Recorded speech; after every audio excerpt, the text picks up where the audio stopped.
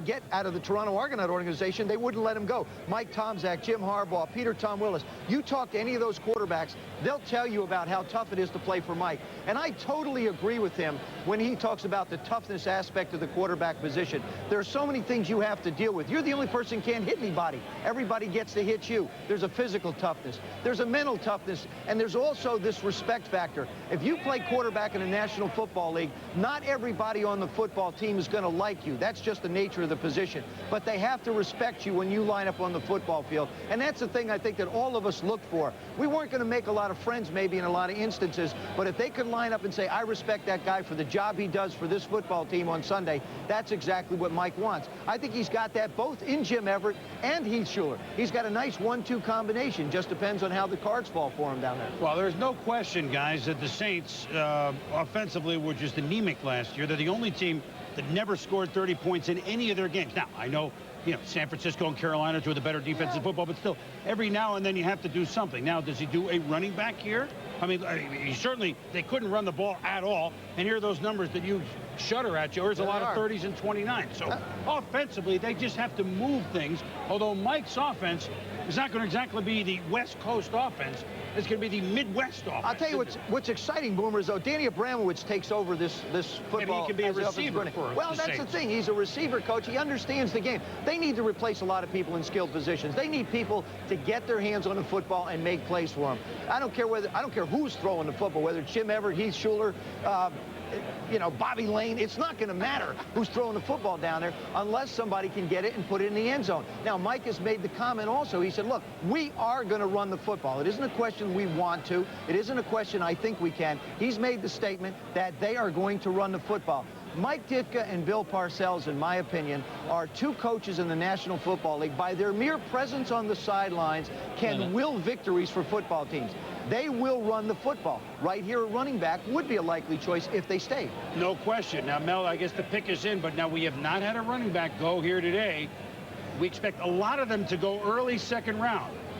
Well, let's go to the commissioner. Smith, Dillon, big guys that Ditka might look at.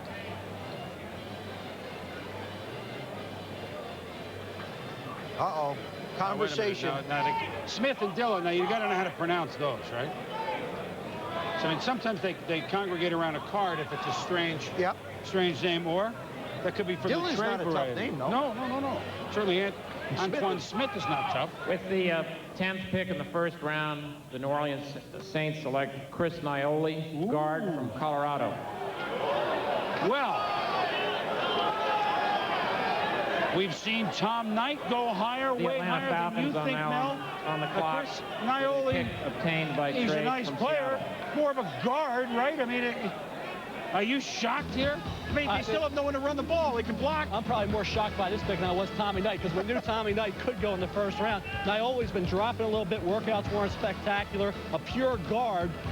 Normally, you don't see pure guards go this high. Bob Sapp, you had Liam Neal, you had Damon Denson. They could have gotten a good pure guard in the second round. They could have filled their void at running back with Smith or Dillon, gotten a receiver like Yatil Green or Caruth. To me, you don't take a pure guard like Nioli at the 10th spot when you got some depth at that position. You get one in the early second round, and you're not going to get a quality back like Smith or Dillon at that point, even though there is some depth. You're not going to get a Yatil Green or Caruth at that point. To me, this is even more of a surprise than Tommy Knight. This is, to me, Knight and Nioli back-to-back are two major reaches. I mean, is it safe? I mean, sometimes, you know, you want to go safe. Is this safe or not? Well, it's safe, but it's not the right move. I mean, when you look at a guard, you can plug him in, but to me, you have to look at what's the strength of the draft. And where, if you want a guard, you can get a Dan Neal, a Damon Denson, a Bob Sapp, possibly in the early second round.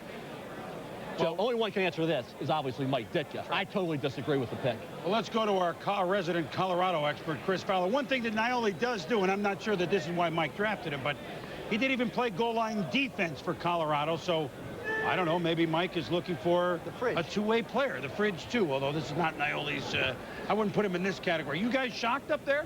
Well, I think if Chris Naoli were in New York and not out in Hawaii where he is today at his in-laws' house, he would probably strangle Mel Kiper for calling him a reach at number 10. Naoli, a very gentle guy. He's got a wife, a little daughter off the field. Teammates call him a big coconut. But here's a quick story to show you why Chris Naoli is a Mike Ditka kind of football player. Rick Neuheisel's first game at head coach at Colorado. At halftime, a lackluster performance.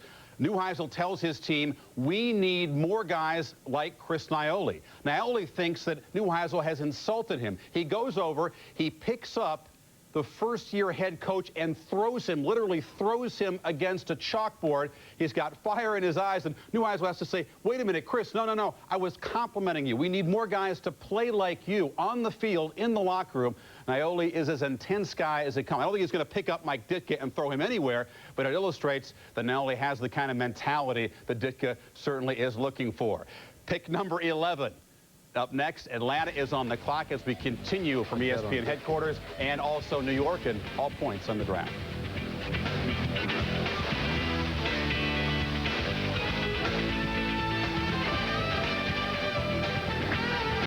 On Showtime, the coldest place in America is the hottest crime scene on Oscar night.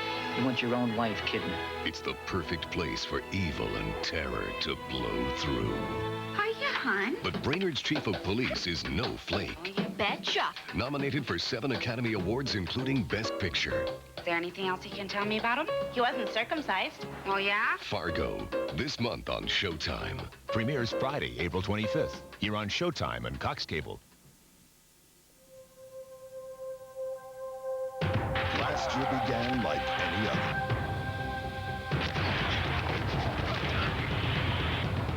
But as the season began to develop, it became clear that changes were happening.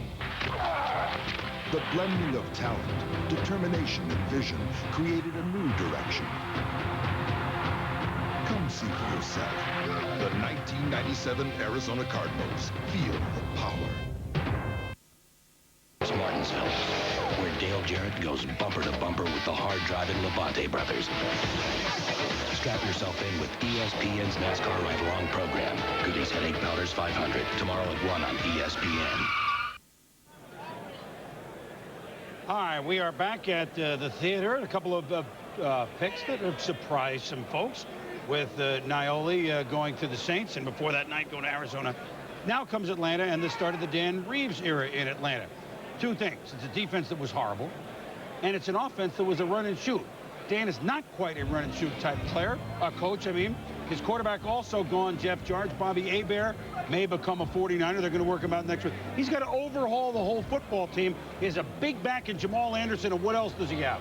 Well, you know, not a lot, to be perfectly honest with you. I mean, he has no tight ends. He doesn't have a fullback. He's got to replace his wide receiving core because they're basically small guys that move around a lot. I think you can look at the Atlanta Falcons, go back a few years when the Houston Oilers wanted to convert away from the run and shoot. I think you're going to see that same type of a situation. It's going to take 3 years just to get the people you want. I wouldn't be surprised if they trade out of here for picks. I think they need a lot of different things on the offensive side of the football. You've got some wide receivers certainly that are available, but also, as Coach Parcells has wanted to do, he's looking for volume. I think Coach Reeves probably could look for the same type of thing. Dan's in charge down there now, so he'll go out and I think try and build the offensive side of the ball, but you can't argue. There's too many holes in Atlanta, Chris. They're going to have to fill them on both sides of the ball. No matter where they go, it's going to be a good pick for them. I think one that Atlanta does have 2 twos in the first half of the second round, so they've got 3 of the top, 40 or 41 picks.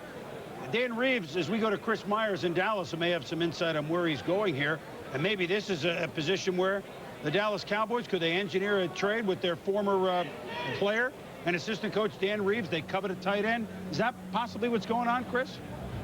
Yes, Chris, that's something that Dan Reeves is thinking about and the Atlanta Falcons are dealing with, although there are some defensive players that have slid down a little bit that Atlanta could go with. But that is the biggest area, changing from that run-and-shoot offense to the conventional two-back offense. So Atlanta needs help at running back, different style of wide receiver, and, of course, a tight end. They did add one through free agency, but they're looking for a quality tight end. And the 2 lead tight ends, David LaFleur and Tony Gonzalez. LaFleur actually fits into what Dan Reeves is considering in his offense a little bit better. center, although Gonzalez, many feel, has the better downfield potential. So that's what the Falcons are considering. It's a little bit too early for Atlanta to go to quarterback right now. Right now, let's go to Miami and Chris Mortensen. Well, Chris, I think the Falcons were looking at two defensive players in particular, Ferrier and Knight. They're gone. So they boxed themselves into picking probably offense again, and they need a tight end. Tony Gonzalez is the guy they're really looking at here, the Cal tight end. And believe it or not, they like Naioli a whole lot, even possibly here if everybody was gone. But I really think they look at Gonzalez or